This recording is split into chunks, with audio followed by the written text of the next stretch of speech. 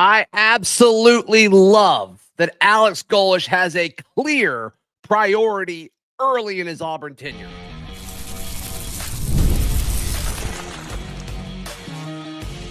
You are Locked On Auburn, your daily podcast on the Auburn Tigers. Part of the Locked On Podcast Network, your team every day.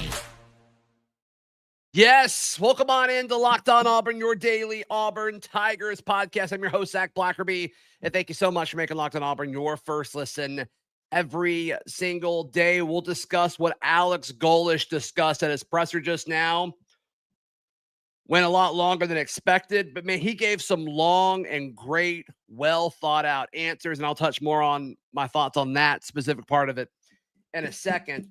The clear priority for Alex Golesh, it kind of echoes and backs up what he said in his opening presser a week ago when he was hired. And his priority is the current roster. The current roster. Yeah, you see other new coaches come in and attack the transfer portal, and he's probably going to have to do that at some positions. And he talked about some positions are glaring, and it's obvious when he was asked, who could you target in the portal? He's like, some, like we could sit down and say the same thing. It's pretty clear, and we'll take our guesses on what positions those could be in a second. But his priority, and I don't know if I was asked this on this show or if it was Village Vice by Brad Law, but like his priority, I said it needed to be to answer. My answer to that question was he needed to meet with every player on the roster, and that's what he's doing. That's what his goal is. And he said that he's only got a few left, which is great. It also sounds like he's talked to all the quarterbacks, which is important. As far as all of that, he's watched film on each specific guy. If they've played at Auburn, he watched their college tape. If they hadn't played at Auburn, he's watched their high school tape. This is a guy who is studying and learning his current roster, both when in the form of relationships and what they can do on the field. I think that's great. I think that's something exciting. Next step is putting a staff together. He did mention that tonight there will be a release of all the official guys, and he mentioned a few by name, and we'll do a specific podcast on that later in the week, but obviously that's going to be super exciting. But he did talk about there being a standard, and he kept using the same word over and over and over again, not just for this answer, but throughout like everything that he talked about today. And that's the word elite. He's aware that Auburn has given him the resources and the assets to achieve everything that every college football coach in America wants to achieve. You have the resources and the assets and the opportunity to do it at Auburn. And he's aware of that. And so he's making these calls and saying like, yeah, that guy could be good here, or that guy could be pretty good here, but no, we need a guy who could be elite here, which I think is important. It's an important mindset. The mindset of not settling for nothing but the best is nice. It's nice. Yes. Okay. Then he was asked about targets in the portal, talked about some positions are glaring. And you got to think tight end is the top of that list. And then they're going to need bodies on the defensive line. And I think they're going to need bodies on the offensive line. Those to me are the most, like, if he says glaring, tight end, I think, is the most glaring. And then defensive line, not because of performance, but because of depth, would be another one. And then offensive line, because that needs to get better. He was asked about the mindset of building a roster. And I think it was Brian Matthews that asked the question. I like how he asked it, because then it kind of gave him an opportunity to answer it in an interesting way about like, is the goal to get top 10 classes, or is the goal to have smaller classes, then dress it up to the transfer portal? And I like how he's like, at Auburn, this is a place where you should be able to do that.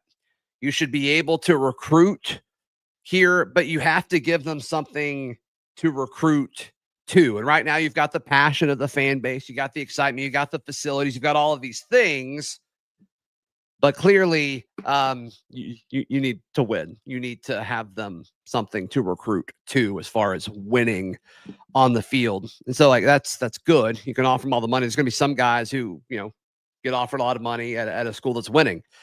But I did like the balance of him talking about, eventually, and this is the same thing Hugh Freeze said. I think Golesh did say it more eloquently. Not that that matters.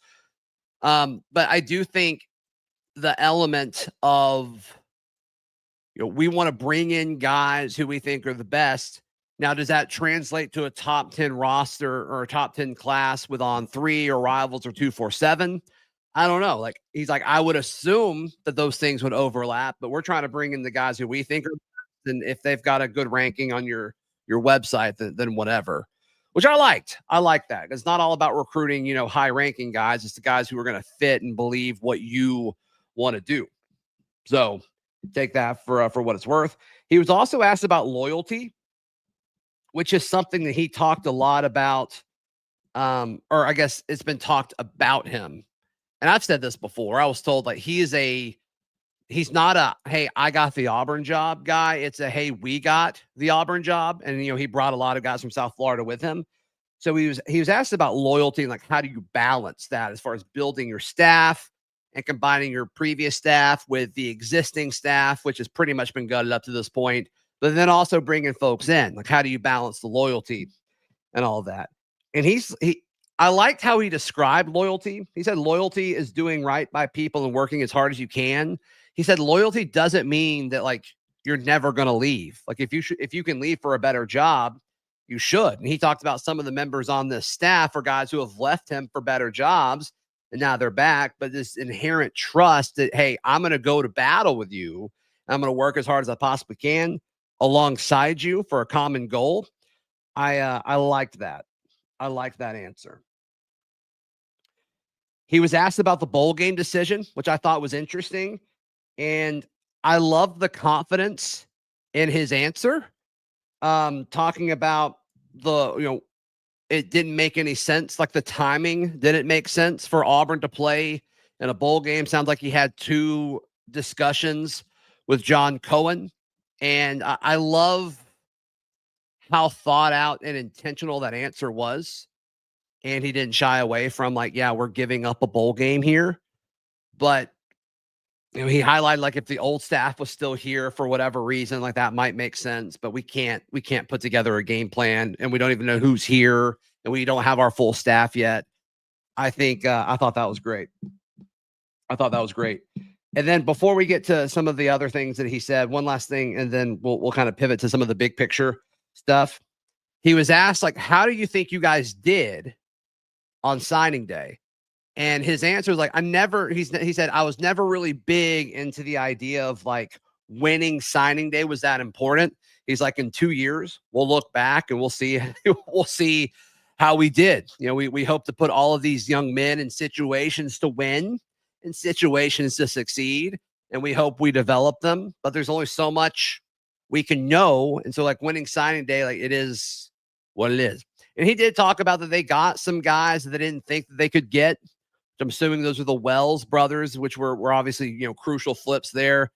And then he's like, there were some guys that we wanted that we thought we could get that we weren't able to get, which I'm assuming that's Jace Matthews. I'm assuming that's who he's talking about. So I thought that answer was great too. As far as him just I don't think he's really concerned about the winning or losing signing day. I think he's concerned about getting guys that he thinks can fit his system and his scheme in and then developing them. So I like that. I thought that was good. I thought that was a good response from Alex Golesh. He met with all of the players, and they all said, he said 100% of them said the same thing. And I think that's super important.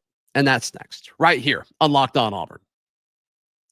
Today's show brought to you by our friends at FanDuel. FanDuel is America's #1 sportsbook. FanDuel, I love it. The live betting at FanDuel. I mean, we've all seen it. The first quarter goes something different than you're expecting. One play, everything feels different. That's what makes live betting with FanDuel so exciting. You're not just watching the game, you're reacting to it in real time. With FanDuel, you can place bets as the action unfolds, every drive, every momentum swing, every highlight moment. So if you want to get in the middle of the action this season, visit FanDuel.com and place your NFL live bets, your basketball live bets all season long. FanDuel, the game moves fast, and so can you. Thank you so much for making Locked On Auburn your first listen every single day. In these one-on-one conversations that he had with the players, something that I think is crucial, he asked every player about Auburn. He said 100% of the players that he talked to, 100% of them said that they love Auburn, that they love this place. And his response to that, after asking why, and of course they say all the cliche things like the people, the game day atmosphere, we all these Auburn people know that Auburn does feel different. But then he asked, like, well, so all these things are great about Auburn. Can you imagine what it'll be like when we start winning games? And he said they kind of like stop and look at him. And he's like, you can do that for me? He's like, no, I can't do it for you. I'm not very fast, but you can help us and I can get us in the situation to succeed. And I love that. I love that answer and that response and that discussion. The overarching takeaway from everything he said today is this guy's confidence is off the charts. This is a guy with a clear-cut plan. Brad Law texted me. I don't think he'd mind me saying this, but an observation. He's like, man, he's given 1,400-word answers, no ums. Everything is super, super thought out. A major issue with the previous regime was communication, not being on the same page, things slipping through the cracks. And that's what happens when your leader, your CEO, doesn't have a clear-cut plan, maybe isn't 100% locked in, maybe just feels mentally and emotionally done. That's not Alex Golesh. I have a hard time seeing communication not being a strength of this regime. I have a hard time seeing, a clear-cut plan, everybody being on the same page, everyone having a same clear-cut goal in mind. I don't see that being the issue with Alex Golesh. I also think the self-awareness is great. And this shouldn't be a takeaway. Like it really shouldn't. But I think just the step from where we were to watching press conferences now, this is a guy who's been at Auburn a week. He knows, like, just because he's the Auburn head coach, like, we know more about Auburn than him. We've all been Auburn fans our whole lives, right? And he's talking to all these players. He's like, yes, I'm the head coach. You know more about Auburn than me. Why do you love it? What makes this place great? He went on this long thing about he and how close how close he is to Cody Burns and how Cody Burns has talked about this the entire time. I think all of this, as far as his communication and his understanding of, look, you guys know more. You guys know more about Auburn than me. And he's not like acting like he knows everything. This is a guy who's actively trying to learn, and he's bringing us a little bit into his process of that. You can definitely tell. And there were times where he's like, I prefer to keep some of that private, which is good, which is refreshing. Not everything needs to be answered in a press conference. And I think that's going to translate into doing whatever it takes to get the job done. That's what we've heard from other places. And I've talked about this a few times throughout the week. Like the most telling and thoughtful and insightful answer from his opening presser was him kind of getting into the nitty-gritty of, okay, yes, we had an offense that worked at Central Florida when he was under Heupel. And then when he followed Heupel to Tennessee, they had discussions on like what works at that level of football doesn't work in the SEC. And so they had to adjust. And some of it's player, some of it's scheme, and it's just different. It's a different brand of football. And then he went back to South Florida, obviously, to be the head coach, and he had to adjust again because, like, what works in the SEC doesn't work outside of it, vice versa. Once again, some of it's scheme, some of it's talent, but he's had to adjust. And then he's going back to the SEC, obviously, as a head coach now this time. And he's going to have to make those adjustments. And I think a lot of that has to do, I think all of it has to do with self-awareness. And like, I don't think that's something that we've been used to seeing for the last 3 years. I mean, how many times did I get on a live right after a presser, after the old guy, and say, yeah, why did he say that? I don't think we're going to run into that with Alex Golesh. I think everything's thought out. I think everything seems to be very, very intentional. And I'm excited. I'm excited to see what he does. I'm excited to see what he does. Is there anything else that I missed? He talked a lot about DJ Durkin and how that was going to be kind of the guy that he wanted. One interesting thing, he was asked about player retention with DJ. And I'm really glad that he said this, because this is something that I've said, and I 100% agree with him.